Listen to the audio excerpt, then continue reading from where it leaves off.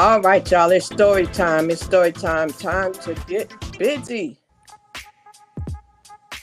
A catalyst Woo! for change with the chance to thrive. Crystal is the one to stir up gifts and save lives. You Right get here, exposure, y'all. promotion, Right and here. marketing too. And advertise for business owners just like you. On Storytime, your interview is global. Virtual or in person, just come on the show. I don't know if my Yo, sound is your story matters. Crystals will open the door. 40 years of experience, ready to give you more on Storytime.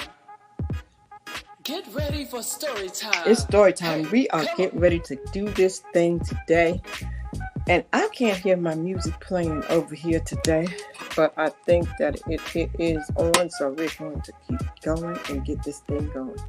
Thank you for joining. I am so excited about my guest today. All right, so we're going to get this party started.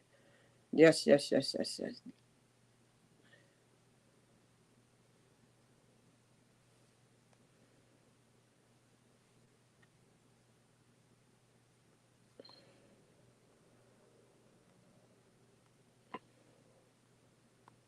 Hey, how y'all doing today? It is story time.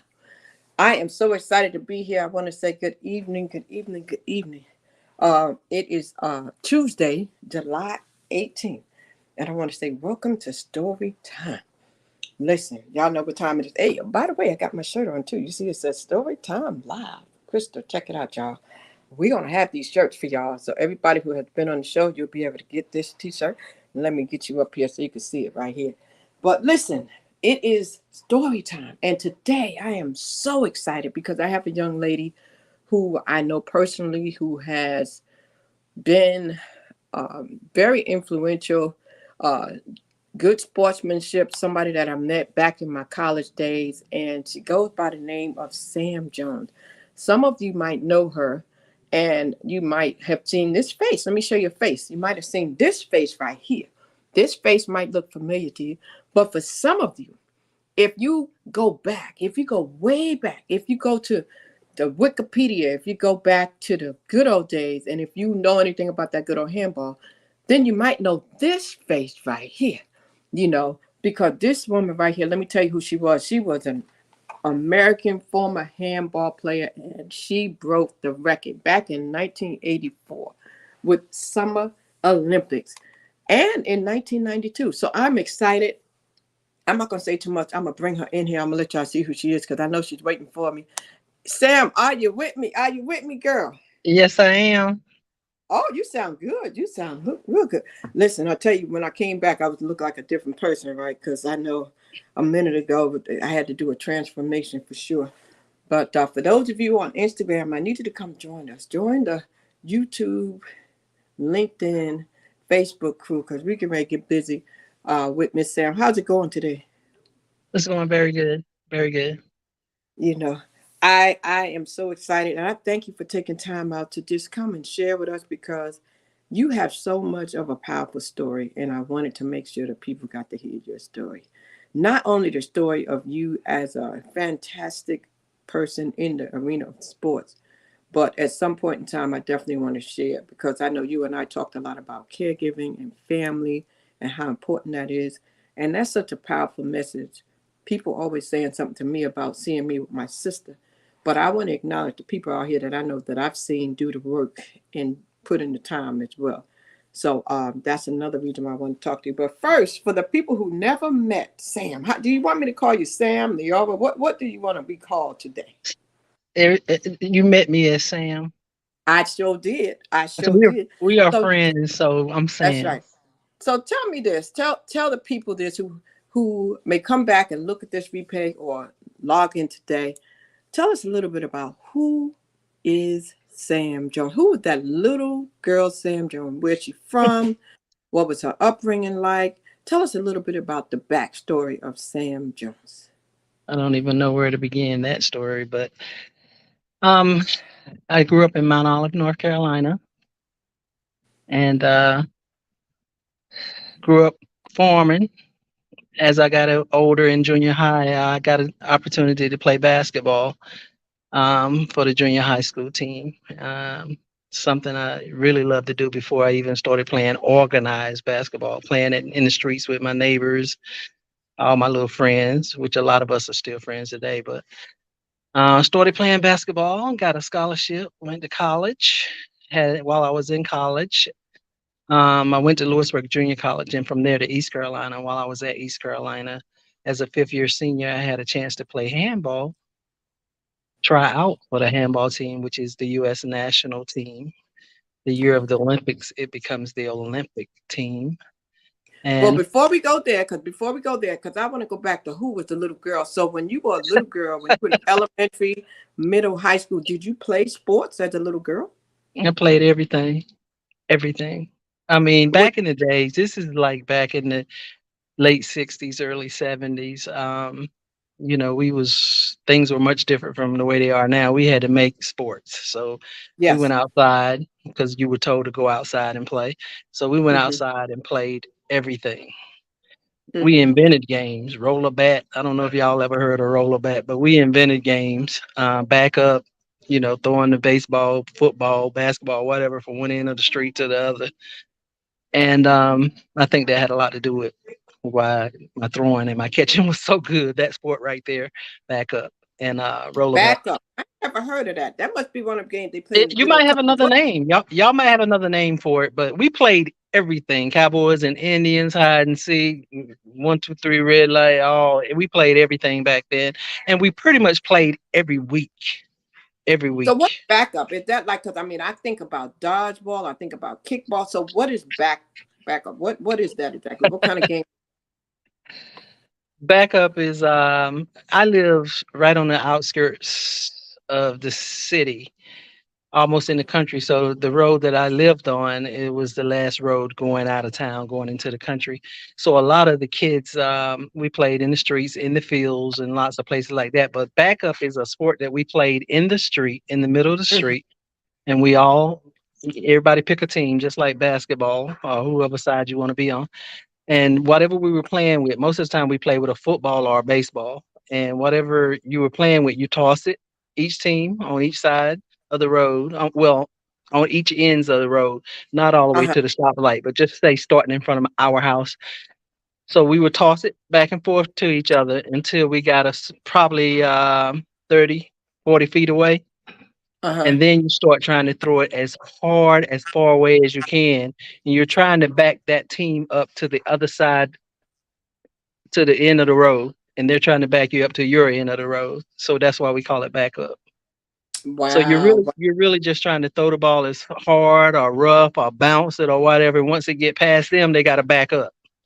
But Wow. if they stop it and catch it, just like dodgeball, I mean, just like dodge. Yeah, I say dodgeball. If you catch it, immediately you're trying to throw it over the other team's head or through the other team, so they would have to back up to get it. And the first one Mm. get backed up. The first one get backed up to the end of the road when they lose.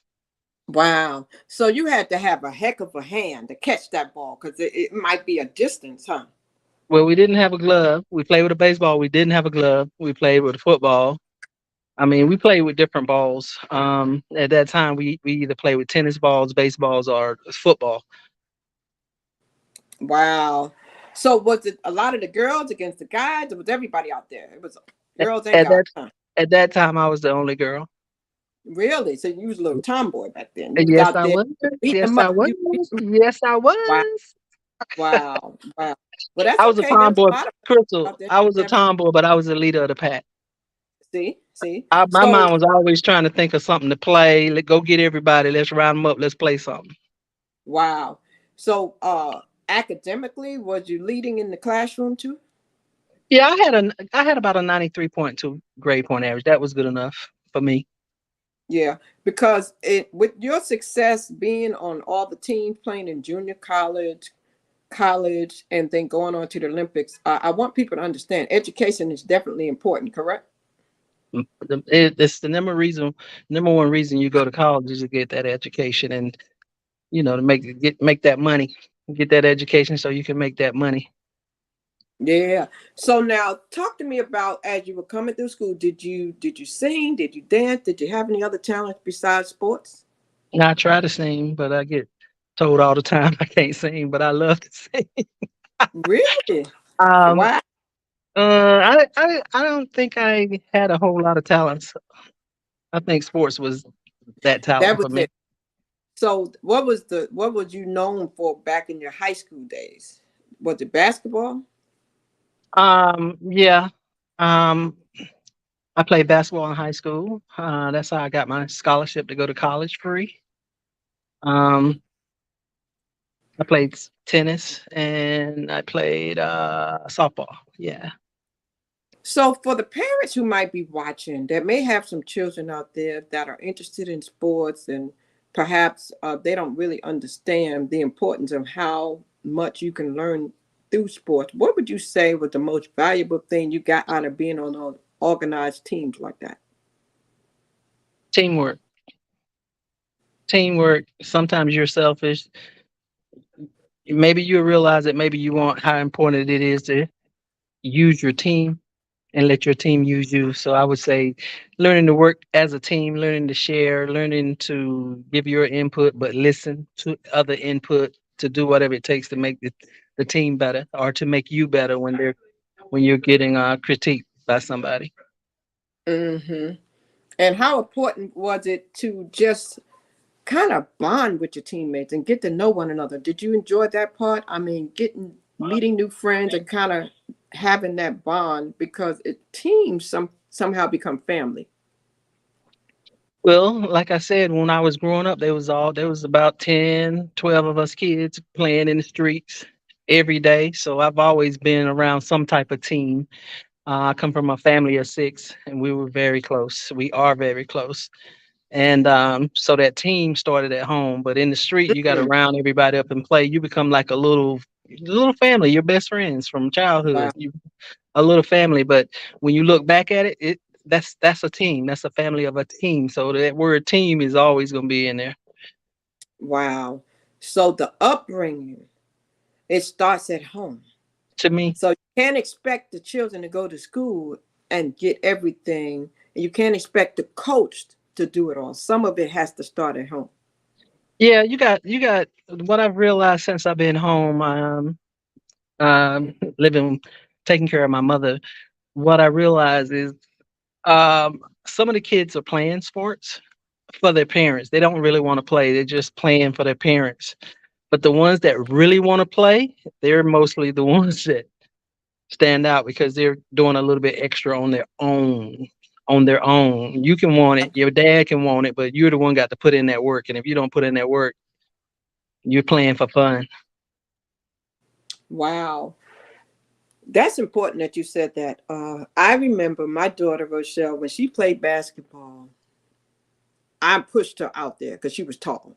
She did not want to play basketball, y'all. She was almost 6 feet. I was like, "You playing some basketball?" I was seeing scholarship money, and I was like, "You can do this." And she really didn't love the game. But I'm Hmm. gonna tell you something. That girl got triple doubles. That girl was number 9 in the region. That girl was on the CIAA team. She made so many records. And I said to myself, imagine if she would have loved the game, Sam. Because Yeah, she didn't even have a love for it. She wasn't a natural baller. She right. learned the game from the coaches and everything, but it wasn't like she wasn't out there in the parks playing. You know what I mean? That wasn't her love, her passion. So how important is it to have passion for the sport that you play? Do you feel as though when a person has that passion, it makes a difference in their game? When you got that passion, everybody sees it. Your family sees it, your neighbor sees it, your classmates see it, your coach see it, everybody, the fans see it, everybody sees it, the referees see it, everybody see it. Um, Most of the time, I would say, if you have a passion about something, be it sports or something academic or something else, um, it's gonna show. It's gonna show. I'm Mm. I'm, I'm at the hospital now with one of my sisters, and the nurses and doctors and nutritionists and everybody that comes in and out. You should see it. They know their job. That passion is getting to know what it is you're trying to do and know it well. And I love the passion that they've shown. It reminds me of sports a little bit because they're so into it. They're so hyped about it. They want to explain it to you, and they're so happy explaining it to you. That's passion. Yes, yes, yes, yes. So it was in your blood. You competed and you went from high school to college. And talk to me about that experience from junior college to college and how that landed you to go to the Olympics, because there may be some people out here that have some goals and some dreams and they want to see themselves going places like that. Talk to me about what that took, what kind of dedication that took. Yeah, it took quite a bit. I when I left high school, um, I didn't do good on the SAT. So I decided to go to a junior college because I was going to either go to state or Carolina. And I decided to go to junior college to try to work on that just to get in the door academically, because going to college is total a whole nother ball game from going being in high school. And once I decided to once my 2 years was up, I had to decide where I'm going to go now, because now I'm eligible to go pretty much anywhere, and I'm getting recruited by a lot of people, Old Dominion, different big schools back then. And I chose to go to East Carolina because they had a very good basketball program. They had a very good coach, and the coach that they had, um, Kathy Andruzzi, at the time in 1980. Um, I think her approach, coaches coming in recruiting is very important. What they say and how you see that coach. And I saw her in a way that I wanted to play for her. I wanted to play against, be number one in the state if it was possible. And at that time, we were pretty good. They were pretty good. So I figured, add my talent to theirs, we're gonna do some damage. That's because everybody thinks positive. Every athlete should be thinking very positive about their personal skills. And while I was at East Carolina, of course, we were number one in the state. We beat everybody in the state that counts. Duke, Carolina, or who you name them, whoever else you want to name. Um, NC State, we beat everybody in the state. But as a fifth year senior, the national handball team came to East Carolina recruiting, Uh-huh. and I just figured I'll try out just for the heck of it. And when I went to try out for it, I thought it was American handball, like that New York, that city handball they play off the wall with a little ball, but it was something totally different. It was something from Europe that wasn't big in America yet, which is why I didn't know anything about it. And they brought the national team to East Carolina and held a tryout. So what they asked us to do is fall in behind them, one of the national team players, and do what they do. And all I'm gonna tell you is the rest is history. The rest is history. And let me just show y'all what the history looks like a little bit. The history looks like this right here. The history looks like this right here. A three times champ, man. I mean, 1984, 1988, and 1992. You can Google her. You can see her. So what is the most memorable thing that your coach has said to you that sticks with you to this day? Ooh, that's a good one. I'm laughing because I've had so many coaches. I've had a good 12 coaches in my life. Okay, Wow. well, So which one? So let's talk about that for a minute. 12 coaches. So which one? I've had more than that. Wow. Yeah. 12. So out of all those coaches throughout your life, which one stands out the most? I'm not saying one is better than the other, because they all had a job, they all did what they did, and they all were very influential in your life, I'm sure. But there has to be something that one of them said that has stuck with you throughout your whole life. That would be my junior college coach, Buster. Um, I was leaving high school, going to college. My phone is trying to run. I was leaving high school, going to college. Now something changed with your sound. Did somebody call you or something? Because I know the sound changed. Or did you change the way you're talking to me? Am I here? No, okay, that's better right there. Go ahead. Okay. My junior college coach, when I left high school and went to college, okay, now you're not just the only star on the team. Now you're playing with other stars from different schools, from different cities, from different states, and you're all on the same team. And I've always been very confident because I felt like if I could play against the boys, I could playing against the girls would be no problem. Where going to college taught me, oh, yes, it is. You're not the only one as good as you are.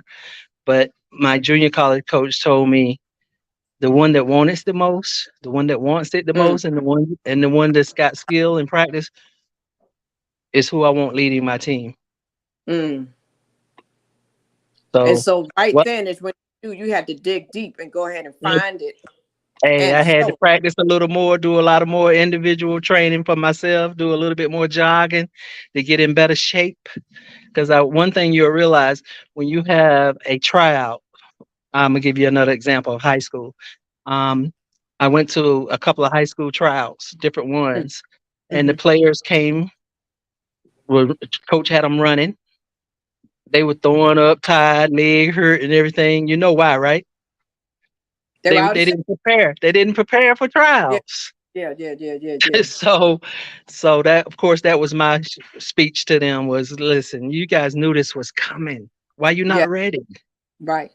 You can't ever be 100% ready because you don't know what the coach is going to say. But as far as doing your part, you should have been conditioning all Mm, along, waiting for this. And then whatever he tells you to do, you just give him 100%. You can't give him 100% when you throwing up, your leg hurt, your head hurt, and I need to take a break.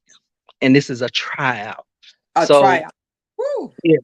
So when And I you got coming to in there to make you coming in there to stand out. You coming in there to make them notice you out of everybody else. So that means you got to do some stuff in the off season, right? Right. In the back of my head, that's my plan. I'm going to go. I want to go. I want to be a star. And everybody else is thinking the same thing. So whoever's I'm not going to say the best, but whoever's blessed with the skills, the know-how, and have put in the work are going to be Yes. the ones that stand out. Mm. So let's talk about that for a minute. You said a four-letter word that is so powerful, and you said work.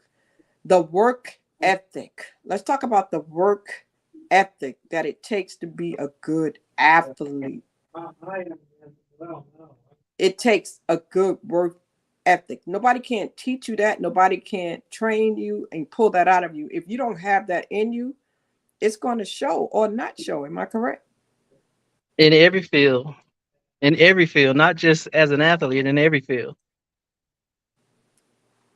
Wow. So you went away, you were successful. How was the Olympics? Did you ever think you would make it to the Olympics? What was it like when you tried out and you got on the Olympic team? What went through your mind when you got to that level, Sam? I tell everybody I've been to the Olympics 3 times, but the first one, that was the one because that's what you work for is to be able to go one time, and then not only to go one time, to stand out when it's your team's turn to play or your individually, it's your time to play. You want to stand out, you want to win, and then you see everything's about a medal or a gold medal, a silver medal, and bronze medal. And my team, we didn't win any medals, but we did very good in the '84 Olympics, and we upset some teams, but we didn't medal. But I'll never forget opening ceremonies um, Where was it located? Where was your first Olympics located? in Los Angeles. Okay. Yeah, in Los Angeles, So and Los Angeles, then the second one, what was that one? that was Seoul, Korea, and the third one Mm, was Barcelona, Spain. wow. So that was great. Just the experience of going to the other countries to compete. How Yeah, was that that? that was nice, but the thing about handball is the handball. We don't play American handball. We play European handball, and European handball comes from Europe. At Mm, that time, handball was the second biggest sport in the world behind soccer, not basketball, but soccer. And it was nothing in America. So the national team, the U.S. national team, we trained for like 2 months straight, 2 times a day, once on Saturday, off on Sunday, 4 years until the Olympics come. wow. And then every like 2 months, every 3 months, we would go abroad. We would go to the Western Bloc or to the Eastern Bloc or to Asia or Scandinavia, Wow. stay for about a month Wow. and train and play against some of the club teams and their national team. And then we would come back home and practice. So I saw a lot of the world even before the Olympics. And Mm, because the handball team travels.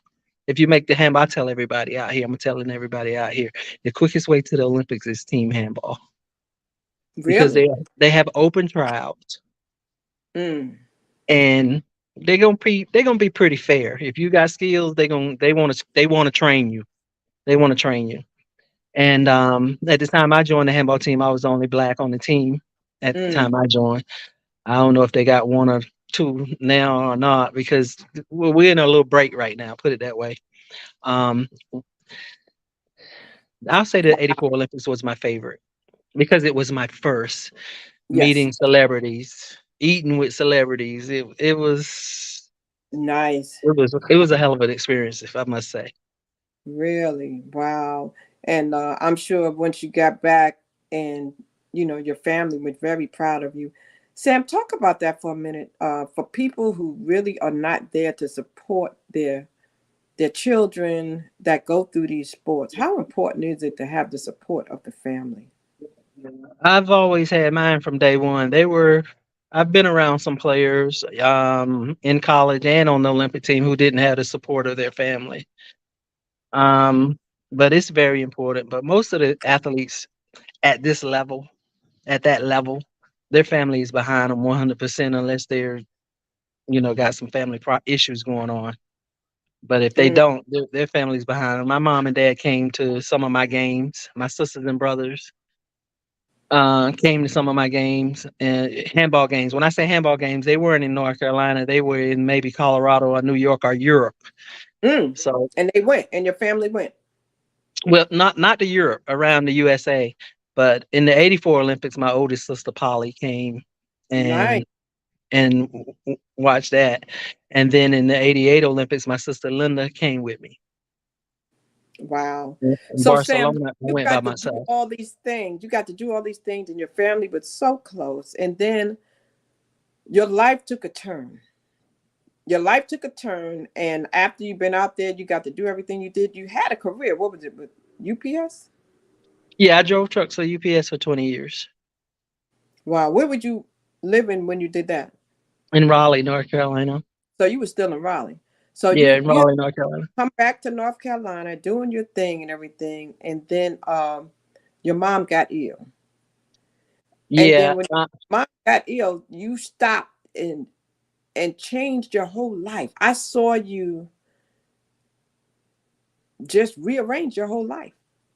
And a lot of people hear me talk about my sister all the time, and I know we're talking about the Olympics and everything, but I want to talk for a minute about family because I heard you talk about how supportive your family was. And at some point in time, then you said, okay, now it's my turn to go back and give back to my family. And like now, you're at the hospital right now with your sister. yeah. I'm at the hospital right now with one of my sisters. And But so a lot of people, I just want to talk for a minute about family because so many people get caught up in the accolades, the bag, they call it. They want to make that money, the fame, the fortune, but they forget about family, Sam. They forget about family, man. What in the world? I know that you and I have spoken so many times about how important it is for us to understand that we got to go back and we got to give back to our family, our parents, our siblings, our family. Where did you get that from? How did you get it? Because there's some people out here in the world, they just don't get it. What instilled this in you? my parents, my parents raised us to be close no matter what. Have your differences, but get back on the same track. Get back on the same track. Bring it back together. I don't care how many arguments you have. Straighten it out. I don't care if it take a day or two. Straighten it out. So my family's always been close because my mom and dad wouldn't have it. Me and my brother got in an argument one time, and my mom and my daddy yelled. We was home, and my daddy yelled, and when he yelled, we shut it down right then and there because that's the authority my parents had. When my daddy spoke, we shut up and listened. And by the Wow. time he And you by, had a by the beautiful time family. he finished after he shut it down, we hugged. Me and my brother hugged. I love you too. Wow. So So how I think I many got it from my family, my mom and how many dad. sisters do you have? Because I know I have this picture right here. Who's that in I, that picture? that's me in the red, my oldest sister Polly in the multicolor, my sister Brenda in the blue, my sister Linda in the pink. So we have four girls and two boys. And so I want to talk for a minute about the importance of family. I watched you with your mom, and you lost your mom this year. And I know what you're going through because I remember that first year for me. But I also know that you have a part in you that feels good because you know you was there. Oh You yeah. was there, so you could feel proud because you was there. I mean, you was there when I used to see you out there with your mom and taking her.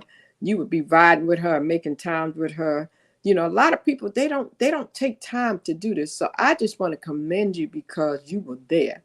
And I want to ask you, what message would you tell the people that are out there that may have some family that may need them, that may not be helping out with the caregiver, whoever the designated caregiver is? What message would you say to them now that you look back on hindsight?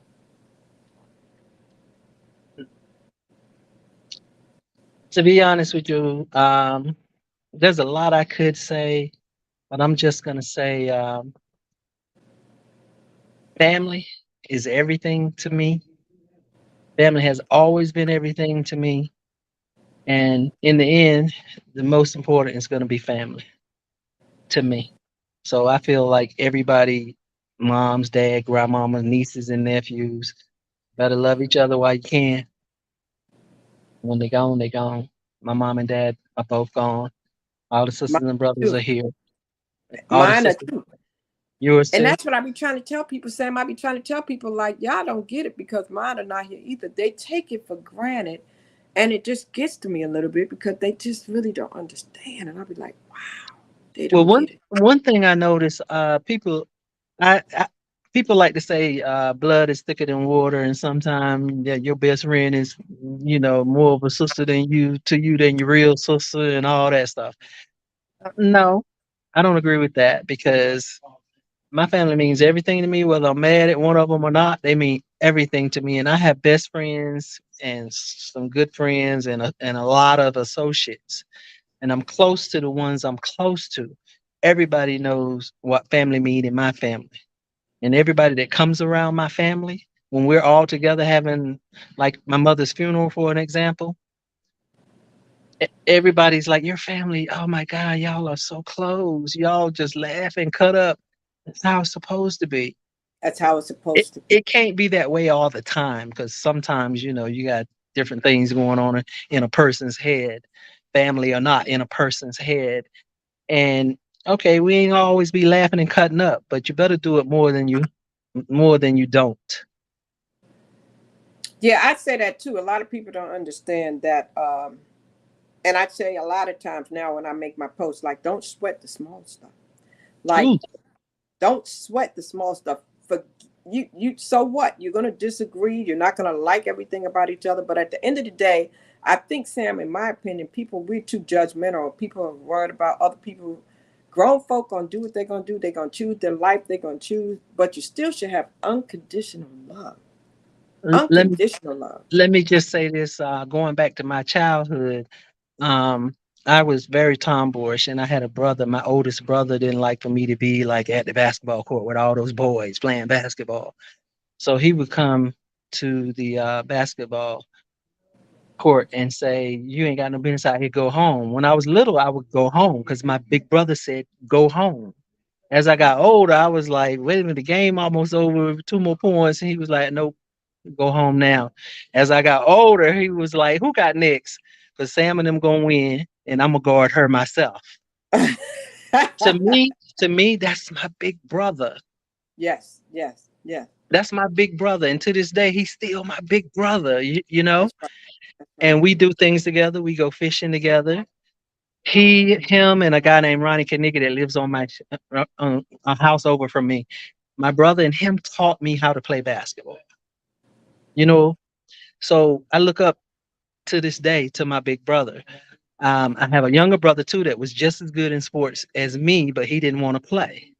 So no problem. He just working for a living. And long story short, my brother could have went to college, both of them on scholarship. My sister Brenda, one of my sisters, the one right above me, she went to college on a scholarship. And my two older sisters, back in their days, they're in their 70s, they were cheerleaders. So sports run in my family. They probably could have played something else, but they wanted to be cheerleaders. And I think we got most of our athletic ability from our mother. Not only did we get love, did we get the athletic ability from my mother, we got her heart. And my mom was Yeah. very sweet. Everybody that knows my mom knows how sweet my mother was, and everybody that knows my dad could make you laugh. He was a good person, and my mom was a good person. So I think when it's all done and said, my family's very close because of that. And when I decided to leave UPS, retire from UPS, and come home and take care of my mom, I knew, and my sisters and brothers knew what I was doing. What I was doing was my brother got to work, my sister got to work, everybody's got to, all my sisters and brothers got to work, and I just retired, so it was only normal that I come home and take care of my mom. Because with 6 kids, you don't put your mom in a nursing home and you got 6 kids, and she got 6 kids, but a lot of people do it, right, Crystal? Girl, a lot of people do it when they got one and two kids. And a lot of people do it when they don't have to do it. And it's not always about that, because sometimes if you do it, you pick the best ones and you make sure you're there and you make sure everything is done. Everybody makes their own choices. But I don't agree with them all. I commend you because, see, you were able to stick it out. See, I couldn't stick it all the way out. Like with my sister, helping my sister, after going through everything I've gone through, after losing mom, dad, and brother, all three of them went in hospice. I couldn't go to the certain extent. I had to get her help she needed. So sometimes it's okay when we understand we can't do everything, because sometimes we just can't, and we have to get assistance. So, because one thing you have to realize as a caregiver, it's a lot on the person. It's tiring. It's hard, isn't it, Sam? It's hard. Yeah, Sometimes take it it look was, easy. Crystal, it was hard, but in my heart, I don't care It how was. hard it That's was, right. That's right. That's right. I was gonna make it happen. That's right. I That's right. needed for my brothers and sisters, they come home at certain times, do, whatever. Everybody can be home on the same weekend, or they take turns different weekends coming home. Sometimes me and my mom went to their house and spent the night, and sometimes they came and gave me a break on the weekend or sometime during the week. But for the most part, I was the caregiver. And then my oldest sister lives in Florida, and sometimes she would come home for a whole month. And during that month, Sam, if you got anything to do, go do it. Yes, girl. I And I sort know of, you was on a boat. I don't want to go to that. I want to spend time with my sister and stay here with my mother. So I found myself in that situation. Wow. So it's you have to go through it to know. A lot of people say, I know what you're going through. It's about like when somebody say you never had any kids, how you gonna tell me how to raise my kids? I Yeah. understand what they're saying, but I'm not blind and Yeah. I have common sense. Yeah. So when people tell me I know what you're going through with your mom, I think everybody different. Yeah, and you know what? That dementia ain't no joke. I have to tell people they really don't understand. I tell people the mind is a terrible thing to waste, but and I'm gonna tell you something. What I like to remind people of is pay attention to your loved ones. Pay attention to their symptoms. Pay attention to changes you see them going through. Listen and watch.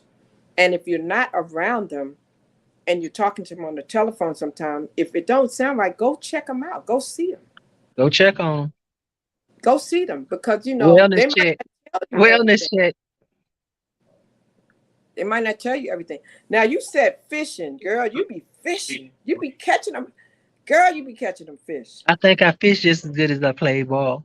Ooh, girl, you be catching some That's how big ones. much I love to fish, is what I'm saying. That's how much I love to fish. I don't play ball anymore. I love to fish now. What's the That's my biggest thing. fish I done seen you catch? What's the biggest you done caught? Ah, oh my God. Maybe hmm, maybe 40 inches long. Wow, I can't really tell you in pounds. I deep sea fish wow. also. I love to fish on the pier, but I sea fish a lot. And we fish for like groupers and towel and triggerfish, red snappers, different fish. Sometimes we trove for dolphins. So Really? Have you ever done any type of competitive fishing? nah, I fish for fun. But who knows what the future holds, because that's how much I fish, and I'm seeing a lot of things going on, and there are different fish clubs and everything. Are there? Yeah. So there is such a thing. There is fishing competition. Yes, yes, of course it is. Yeah, Wow. there are different clubs out here that you can join. There are different tournaments you can join if your money's right, but I don't join the big tournaments like that. I just like fishing against somebody or fishing against your club out of Raleigh, something like that. But right now, I just love to ride down. That's my peace of mind being at the ocean. I don't fish in the lakes and the rivers. Um, I fish in the ocean because I Yeah. like that view and I like being able to walk down the beach. If I Yeah. get tired of fishing, I can walk down the beach. Yeah, man. I see you, man. I seen one time you had about look like about 10 or 15 fish on in the boat. I was like, dang, how many did you get? So you stay out there for hours, huh? If I go deep sea, we're out there 8 hours, and Wow. we go about 40 miles out. And if I'm at the pier, it just depends. I mean, I live an hour and 15 minutes from the pier, so from Surf City, Topsail. So it's nothing to ride down to all the piers along from Wilmington down to Moorhead and fish. And if they're biting, they're biting. You want to stay. And if they're not biting, someone's telling you, oh, they're supposed to be biting in about an hour. So if you don't know high tide, low tides, wind to the north, wind to the south, if you don't know that, a lot of times you'll be fishing for nothing. Wow. You won't be out there when they're biting, or you'll be catching anything. So what I just heard you say, I'm sure that has to do with all the sports. So with fishing, handball, tennis, basketball, and all of them, you got to study the sport. You have to know the sport. You have to know the game. Like anything else, Crystal, you pretty much got to do it to get better. You got to Mm, do it. You got to study it. You got to read it. You got to experience it over and over again to get better. And then wow. and you learn as you go. You're learning Yeah. something new as you go. And whether you comprehend it and use it is the key. Mm. You can So go to every basketball camp in the state all summer, every summer till you're a senior, and still can't beat that other player over there that didn't go because you wow. weren't learning what you were supposed to learn while you were there, or it's just not meant to be. Hey there. So for anybody who's watching, Sam, that may be interested in going to the next level with their sportsmanship, what advice would you give them? Whether they are middle school, in some states still have junior high school, college, junior college. What advice would you give them if they know they wanted to step their game up and they want to go and they want to be recognized, picked up, whether it's the NBA, NFL, Olympics? What would you say to them? Whether it's junior high, high school, or college. So starting as a little kid, first of all, it's a blessing. I didn't mention it to you guys, but my mom had us in church every Sunday. Every Mm, Sunday, my mom believes in paying your tithes, and other along with that blessing that someone's praying for you or God's plans for you, you got to go get it. And if you want to be make the junior high team, you got to practice. And you may make the team and sit on the bench. How do you get off the bench? You got to practice. You got to out practice those other players. And if it's meant to be, if you practice, you'll get there. Put it that way. If it's meant to be, and you practice, and you have the right coaches, you'll get there. It but what all if they works. practice? What if they're lazy, Sam? What if they are not that good and they just on the bench and it seems like they never get off the bench? They never put them in the game. What should they do then? Should they be the cheerleader? Should they be the water guy? Should they really still be enthusiastic, although they never do anything but suit up? Oh my God, don't make me say what I'm thinking. But I'm gonna say it anyway. They need to go do something else. Go try something else. Basketball ain't for you. Football ain't for you. Tennis ain't for you. Home economics ain't for you. Carpentry isn't for you. Whatever it is that you're doing, if you're not good at it, okay, finish the class, whatever it is, and try some other things. That's why there's so many opportunities out here for these kids today to try different things. Um, I just feel like you got to know what's a lot of people being an athlete. So I noticed some players on the bench. Not my bench. I'm talking high school, college now, Right, right, right, because right. that's where we start. Junior high, elementary, junior high, high school. So I'm talking high school, college now. I mean, you make the team because what? Eight people tried out. We got a spot for 15, and only eight tried out. So all eight made the team. So you know Mm, somebody in that eight not that good. I had friends when I was growing up We pick a team. You pick one, Crystal. I pick one. You pick one. There was always one person. They were always last. Always. I always picked that player because I wanted them to be able to play. So by us picking that player, by me picking that player, my team got to play harder now to make up for that player. In the process of making up for that player, we're steady talking to that player, trying to tell that player what to do, where to go. If they don't know what to do, we're trying to tell them where to go, when to shoot, when to jump, when to run, when to throw.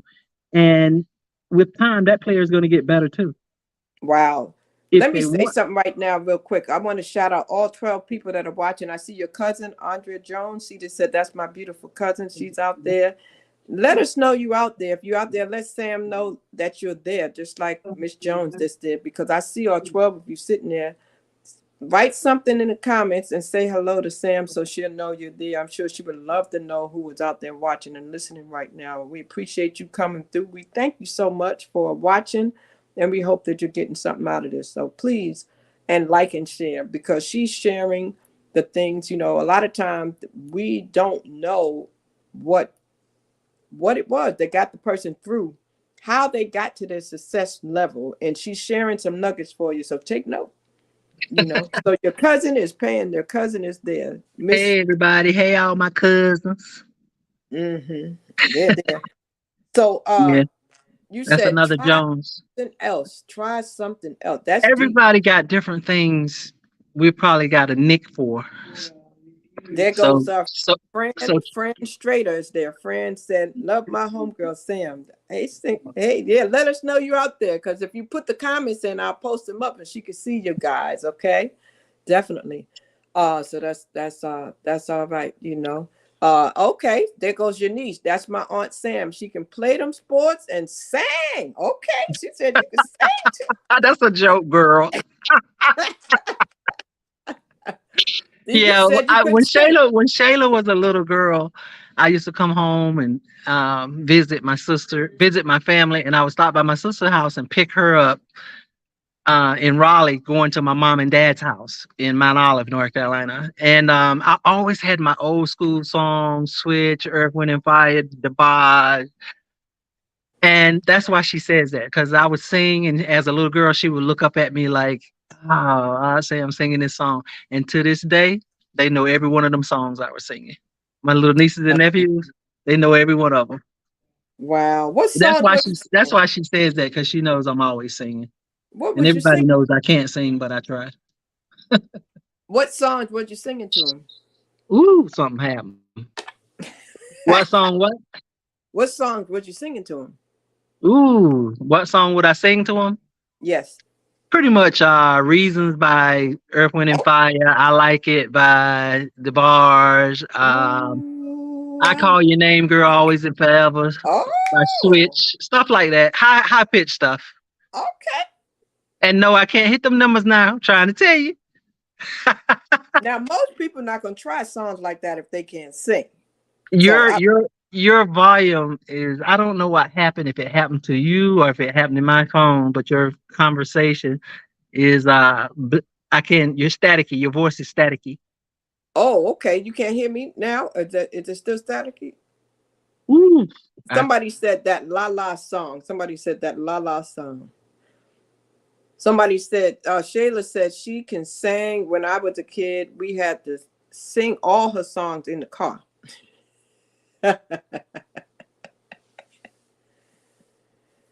I can't hear you now. I don't know what happened. Your sound went away. Can you hear me now? Yes. Now, am I clear to you? That's the question. Am I clear to you?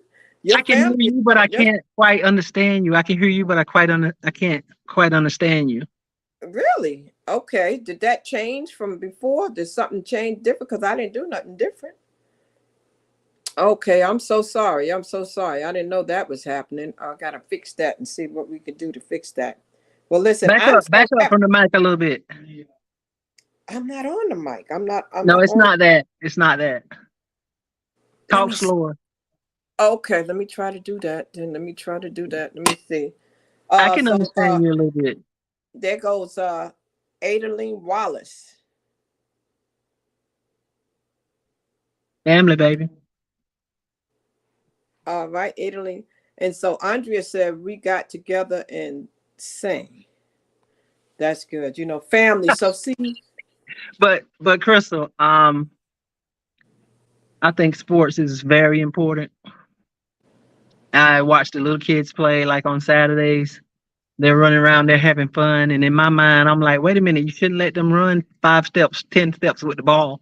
And they're like, Sam, they're kids, they're just having fun. So my mind is still over there, want to correct at 4 and 5 years old because you got them in the gym dribbling, playing basketball with this little bitty goal. But to me, you still should be teaching them at an early age the do's and the don'ts. They having fun, yeah, but they're smart enough. These kids today are very smart. You need to be teaching them not to take too many steps because when they get in high school, they still gonna be taking them steps if you don't shut it down early.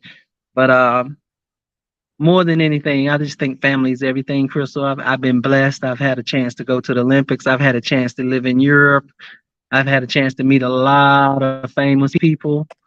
Um, I've had a chance to travel with my family. I've had a chance to help take care of my mother. And notice I said help take care of my mother.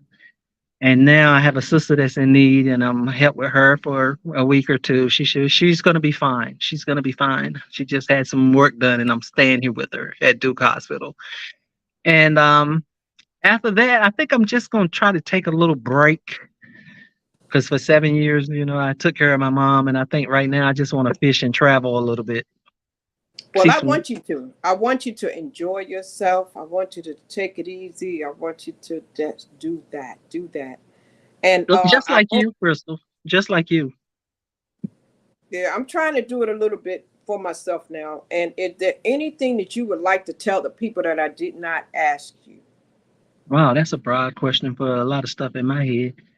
Um, more than anything, I would like for them pretty much to just follow you because of what you're trying to do with the locals. You're trying to get a message out there. Angela You're trying to Chestnut. get that message out there because you're a caregiver too, helping to take care of your sister. And you've been there for a long time for her. And now that she's on her own just a little bit, you got a little bit more free time. So you're blessed. You're blessed. Yeah, I'm trying to take a little bit more. So I want to thank you, Angela, for coming through. Ada Lean, Angela Andrea. Chestnut. Angela Chestnut is my BFF. Yeah, she said that. She said, That's "My my B, you are awesome." from college to today. That's amazing. That is so amazing. And they're here to support you. See, that's what happens. That's what it's about, y'all. Being there for one another, coming through, showing love. Sometimes love can be showing up when they're on a podcast. It could be making a phone call. It could be a visit. It could be a text. It's so important, y'all. We have to do that for each other. And I thank you, Sam, for sharing that about it. I want you to know I admire everything that you did, the way you took care of your mom, the way that you sacrificed, the way that you are all about your family, the way that you did out there with the sports. And you always were still humble. You always were still approachable. And you never forgot where you came from. Mount Olive, North Carolina. Never forgot where you came from. So I thank you. You put Mount Olive on the map, girl. You put them on the map. Crystal, thank you so much for having me on your show. I appreciate you. And I just want to say I love you. I'm here. Thank you for the positivity and for the words for the show. Ladies and gentlemen, you've been listening to Sam Jones, the one and only. Go check her out. Go check her out, man. I'm telling you. Some of you have seen the pictures, okay? You have seen this picture right here. You have seen this picture, and she has paid her dues, guys. She has done it. She has been there for her family, but we're going to let her go and make sure her sister's good. And Sam, I love you. I appreciate you so much. Thank you so much Thank for you. all you do. If you need me, I'm a phone call away. And thank you to the family and friends who came through. We appreciate you. We are going to let Sam go. You have been watching Story Time here. We have a podcast here that we do. And the podcast is always on Tuesdays and Sundays. All right. Tuesdays and Sundays, we're here And we just want you to check it out. If you have a story to tell, that you want someone to hear, let me know. We'll help get the word out. Okay? We'll help get the word out. And we're going to let Sam go. And I appreciate you, Sam. God bless you. I loved you. Ladies and gentlemen, you've been listening to another episode of Storytime. You can come and be heard on Storytime with Crystal. And so subscribe. Make sure you subscribe, please. Make sure that you like and follow. All right. Make sure that you like and follow the channel. All right.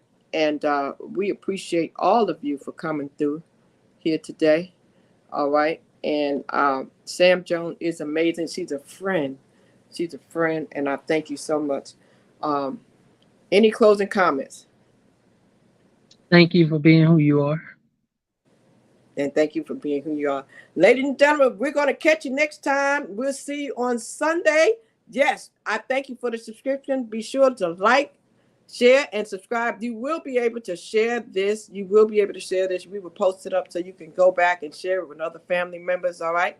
God bless you all. My name is Crystal Bodie Smith. I am your Hope Catalyst. My mission is to stir up the gift, instill hope, and save lives. Y'all have a good night. We love you guys. Keep hope alive, okay? See you later, Sam. Good Thank night. you all.